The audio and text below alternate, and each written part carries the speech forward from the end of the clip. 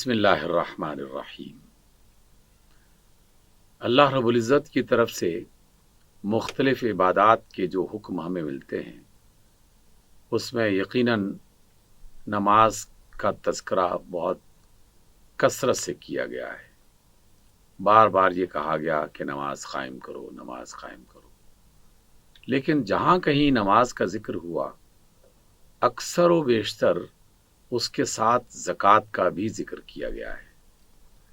نماز ایک انفرادی عمل ہے۔ انفرادی سے مراد یہ ہے کہ میں اگر نماز پڑھتا ہوں تو اس کا تعلق میرے اور میرے رب کے ساتھ ہے، اس کا اثر کسی دوسرے شخص پر نہیں پڑ رہا، یا کسی دوسرے شخص کو نماز نہ پڑھنے کا نقصان نہیں ہو رہا۔ لیکن اس باہمی اللہ اور بندے کے درمیان میں جو باہمی تعلق ہے، اسے نماز کے ذریعے سے بہتر بنانے کی کوشش کی گئی اور اس کی تعلیم دی جاتی ہے۔ اللہ رب العزت جہاں بندے کو روحانی طور پر بہتر بنانا چاہتے ہیں اور بندے کا تعلق محبت والا، عقیدت اور احترام والا اللہ اپنے ساتھ اور اپنے رسول کے ساتھ قائم کرنا چاہتے ہیں، وہاں اس دنیا میں موجود جو مخلوقات ہیں ان مخلوقات کے ساتھ ایک تعاون کا اور مدد کا تعلق بھی قائم کرنا چاہتے ہیں،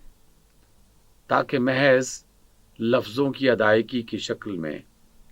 اللہ کی تعریف بیان کرنے کو وہ کافی نہ سمجھے، بلکہ اس دنیا میں رہتے ہوئے اس کی مخلوق کے ساتھ خیر خواہی کا جو کام ہے وہ بھی سر انجام دے۔ ان کی مالی مدد،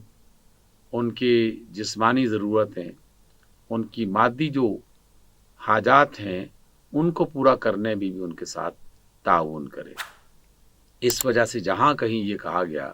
کہ الذین یقیمون الصلاۃ، وہیں کہا گیا کہ ویؤتون الزکوٰۃ، کہ وہ زکوٰۃ ادا کرتے ہیں، اور آتوا الزکوٰۃ، زکوٰۃ ادا کرو۔ تو زکوٰۃ جو ہے یہ ایک مالی اور معاشی طور پر بہتر بنانے کے لیے اللہ تعالیٰ کی طرف سے عبادت مقرر کی گئی۔ اس کا بنیادی معنی یہ ہے کہ جسے اللہ تعالیٰ نے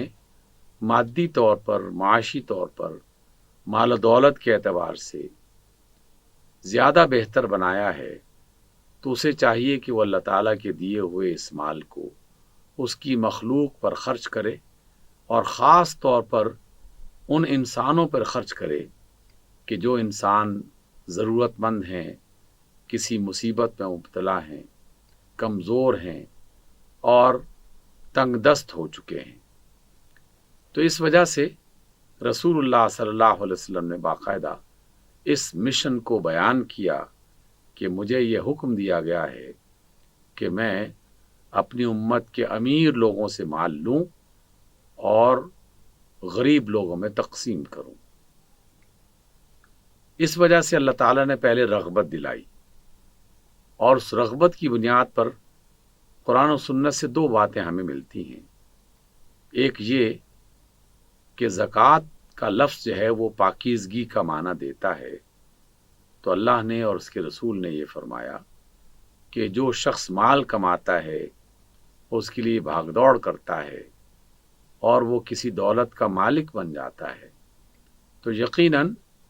اس معاملے میں کچھ غلطیاں اس سے ہو سکتی ہیں۔ تو جب وہ زکوٰۃ ادا کرے گا تو اللہ تعالیٰ زکوٰۃ کی وجہ سے اس کے مال کو پاک کر دے گا۔ پہلے بھی یہ شرط ہے کہ وہ تجارت کرے تو پاک مال کی تجارت کرے، خرید و فروخت کرے تو پاک مال کی اور صحیح مال کی خرید و فروخت کرے۔ کوئی حرام چیز نہ بیچی جا سکتی ہے، نہ خریدی جا سکتی ہے، جیسے شراب کی تجارت، خنزیر کا گوشت بیچنا، اسی طریقے سے چوری چکاری سے مال کمانا، یہ تمام چیزیں تو ویسے ہی حرام ہیں۔ لیکن جو شخص اچھے طریقے سے مال کماتا ہے اور پھر اس میں سے کچھ حصہ نکال کر اللہ کے بندوں میں تقسیم کرتا ہے اور ان کی حاجتیں پوری کرتا ہے، تو یہ اللہ تعالیٰ کو اس پر احسان ہے۔ اس کی وجہ سے اللہ کے رسول نے فرمایا کہ جو شخص زکوٰۃ دے گا تو اللہ اس کے مال کو پاک کر دے گا۔ اور دوسری بڑی خوبی یہ ہے جو رسول اللہ صلی اللہ علیہ وسلم نے فرمائی، وہ یہ کہ اس کی وجہ سے اس کا مال بابرکت ہو جائے گا۔ برکت ایک ایسا عمل ہے کہ جسے کسی پیمانے سے ماپا نہیں جا سکتا، کسی ترازو میں تولا نہیں جا سکتا، لیکن خیر اور برکت ہم اس کام کے لیے یا اس چیز کے لیے استعمال کرتے ہیں کہ جس میں زیادہ فائدہ ملے۔ فائدے میں بھی ہم جب غور کرتے ہیں تو دونوں اعتبار سے فائدہ انسانی ذہن میں آتا ہے۔ ایک یہ کہ کسی شخص نے 10 روپے خرچ کیے اور اس نے 15 روپے کما لیے تو 5 روپے اسے فائدہ ہو گیا۔ ایک نے 10,000 خرچ کیے، 15,000 اس نے کما لیے، 5,000 اسے فائدہ ہو گیا۔ اسی طریقے سے لاکھوں اور کروڑوں میں آدمی جب ایک دولت کو، ایک مادی چیز کو، وہ باقاعدہ اس کا اندازہ لگاتا ہے مزید آنے والی دولت کے ساتھ، تو اسے اندازہ ہوتا ہے کہ میں نے اتنا خرچ کیا اور اس میں سے مجھے اتنا زیادہ منافع ہو گیا۔ یہ برکت تو ہے، لیکن اس کے ساتھ ساتھ برکت کا ایک اور پہلو ہے، اور اس پہلو کا تعلق دل کے احساس سے ہے، اندرونی کیفیت سے ہے۔ اگر کسی کام کے کرنے کے بعد انسان کو دل کی خوشی میسر آئے اور ایک طرح کا اطمینان اور سکون ملے تو یہ ایک برکت ہے۔ اس کا اثر اس کی دولت پہ بھی پڑے گا اور اس کی جسمانی کیفیت پر بھی پڑے گا۔ تو اللہ نے اور اس کے رسول صلی اللہ علیہ وسلم نے جب بھی زکوٰۃ میں پاکیزگی کا اور برکت کا ذکر کیا ہے تو اس میں یہ دونوں چیزیں مراد ہیں کہ مال میں اضافہ بھی ہوگا، اور اس مال کے اندر سے جو راحت اور آرام اور تسکین اور اطمینان کی صورت میں انسان کو دولت ملتی ہے، یہ کسی پیمانے میں ماپی اور تولی نہیں جا سکتی، لیکن یہ ہے بالکل حقیقت، اس سے انکار بھی نہیں کیا جا سکتا، کیونکہ ہمارے ایمان کا یہ حصہ ہے کہ ساری کائنات کا مالک اللہ ہے، اور اللہ کے بندوں پہ مال خرچ کرنے سے مال کم نہیں ہوتا بلکہ مال میں اضافہ ہوتا ہے۔ یہ رسول اللہ صلی اللہ علیہ وسلم نے باقاعدہ اپنے رب کی قسم کھا کے یہ بات کہی اور فرمایا کہ مجھے اس رب کی قسم ہے کہ جس کے ہاتھ میں میری جان ہے، کسی بندے کا مال خرچ کرنے سے کم نہیں ہوتا۔ تو اس وجہ سے جو مال بھی اللہ کے بندوں پہ خرچ کیا جائے، کبھی اسے صدقہ کہا جاتا ہے اور کبھی زکوٰۃ کہا جاتا ہے۔ صدقہ ہر اس خرچ کرنے والی کی جانے والی چیز کے بارے میں کہا جا سکتا ہے، یا اس کام کے بارے میں کہا جا سکتا ہے جو اچھا ہو اور جو منافع دینے والا ہو، جو فائدہ پہنچانے والا ہو، اور آدمی اسے اپنی طرف سے خود ارادہ کر کے کسی جبر کے تحت نہیں بلکہ اپنی ذاتی محبت کی بنیاد پر وہ مال خرچ کرتا ہے، تو عام طور پر ایسے مال خرچ کرنے کو صدقہ کہا جاتا ہے، یا ایسے اچھے کام کرنے کو صدقہ کہا جاتا ہے جس کے پیچھے کوئی فورس نہ ہو، کوئی قانونی دباؤ نہ ہو اور کوئی جبر نہ ہو۔ لیکن اللہ کی طرف سے کچھ کام باقاعدہ قانون کے طور پر فرض کر دیے گئے ہیں، واجب کر دیے گئے ہیں، لازم کر دیے گئے ہیں۔ اگر وہ نہ کیے جائیں تو اس کی سزا کا باقاعدہ فیصلہ کیا جاتا ہے۔ جیسے اگر کوئی شخص نماز نہ پڑھے تو قیامت کے روز اللہ تعالیٰ اس سے سوال کریں گے اور نماز نہ پڑھنے کی اسے سزا ملے گی۔ اور کچھ کام ایسے ہیں جو دنیا میں ہی سزا اور جزا کے مستحق ہو جاتے ہیں۔ اسی وجہ سے زکوٰۃ کے بارے میں ہمیں رسول اللہ صلی اللہ علیہ وسلم کی طرف سے باقاعدہ یہ عمل ملتا ہے، یعنی اس کی مثال ملتی ہے کہ آپ علیہ السلام نے ایسے افراد مقرر کیے جو مختلف قبیلوں قوموں کے پاس جاتے تھے اور ان کے مال کا حساب کتاب کر کے ان سے زکوٰۃ جتنی بنتی تھی وہ وصول کیا کرتے تھے، اور اس کے لیے اللہ کے رسول صلی اللہ علیہ وسلم نے باقاعدہ ایک اجتماعی نظام قائم کیا، اس کے کارندے مقرر کیے، اور اس کے ساتھ ساتھ انہیں نصاب بتایا کہ اگر کسی کے پاس اتنا مال ہو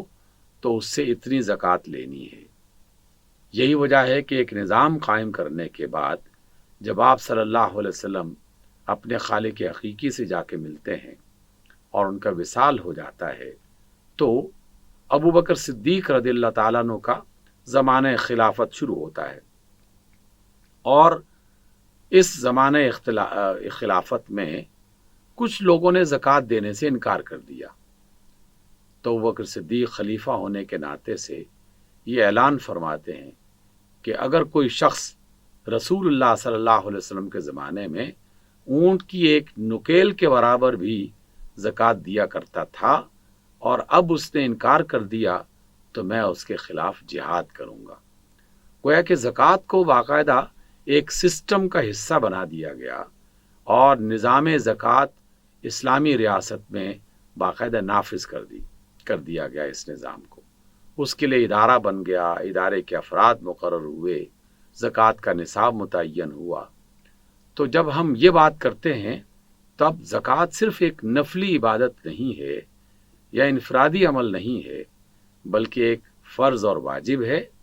اور اجتماعی عمل ہے۔ اس کو صدیوں تک اجتماعی انداز میں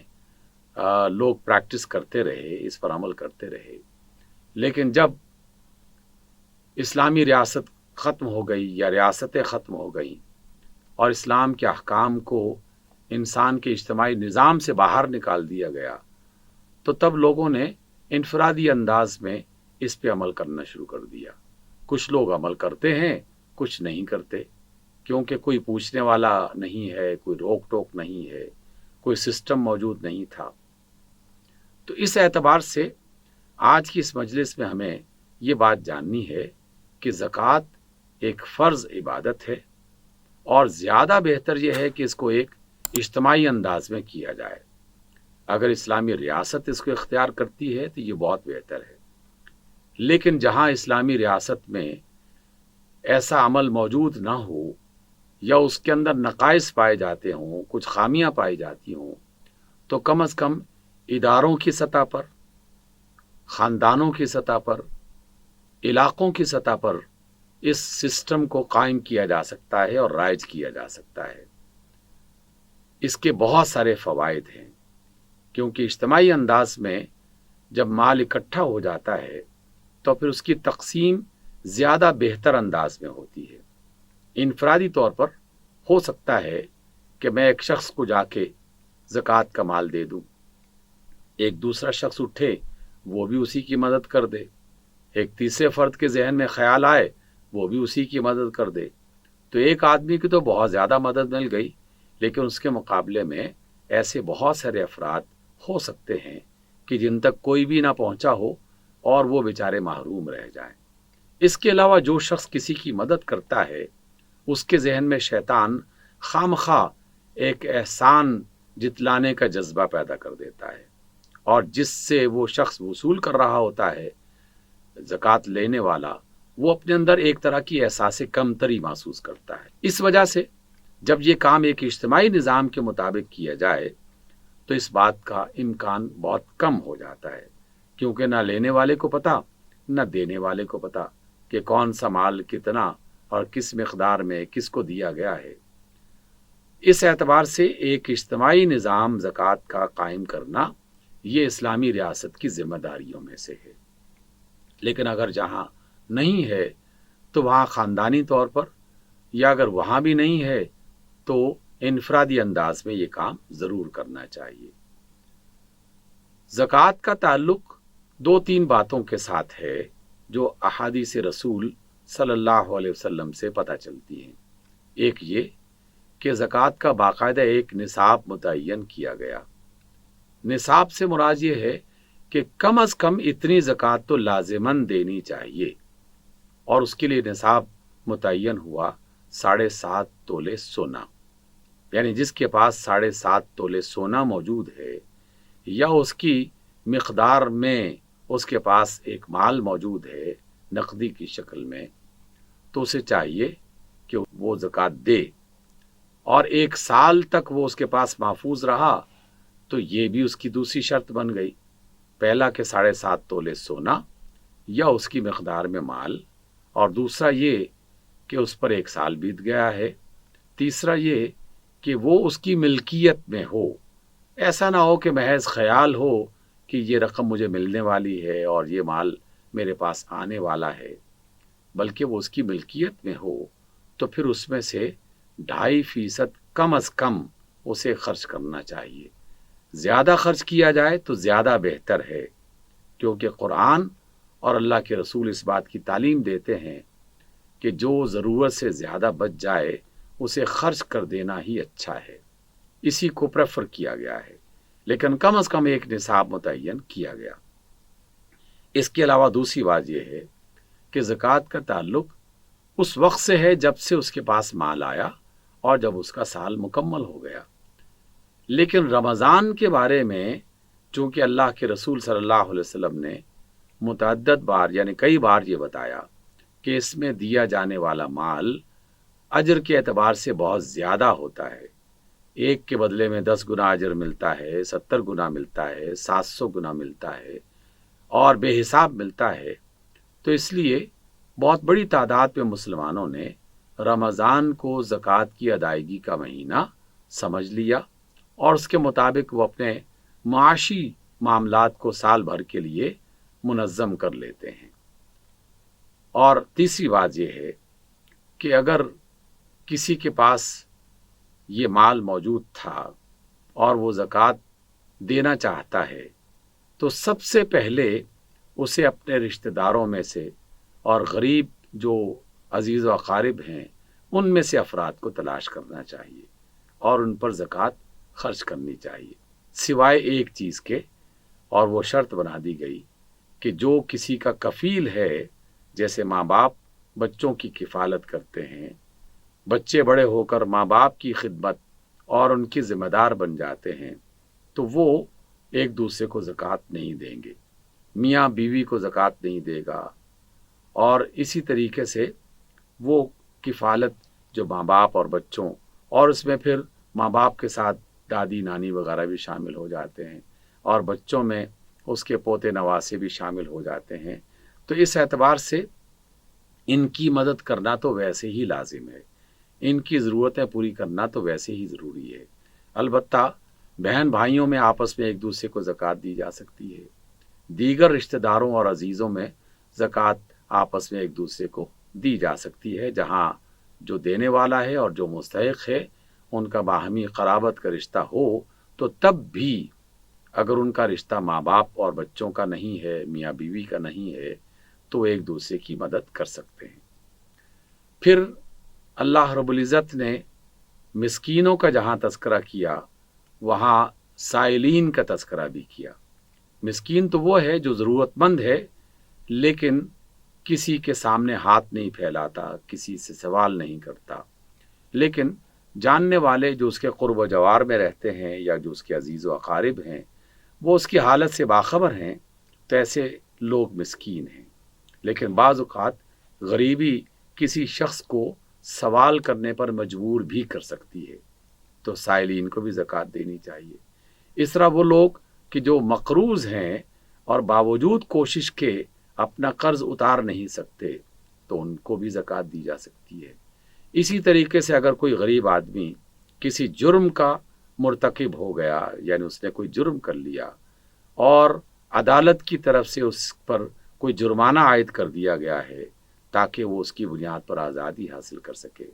اور وہ جرمانہ ادا کرنے کی سکت نہیں رکھتا